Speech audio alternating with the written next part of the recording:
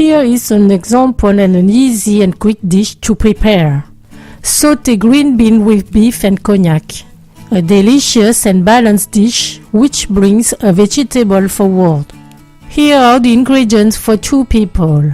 You can find it list and other recipes on my website, cookingwithmorgane.com. I cut the green beans in sections.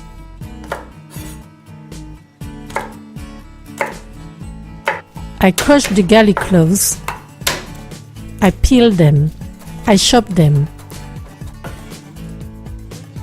To make the sauce, I put in a bowl 1 tablespoon of dark soy sauce, 1 tablespoon of oyster sauce, 1/4 teaspoon of salt. I mix. I put the green beans in boiling water for 2 minutes. Then I remove them. They must stay crunchy. In a pan heated over high heat, I put 2 tablespoons of oil. When the oil is very hot, I put the garlic. I stir regularly. When the garlic begins to brown, I add the ground beef. I stir for 10 seconds.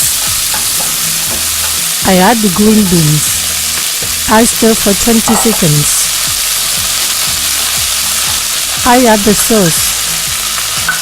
I stir from time to time for 1 minute. I add the cognac.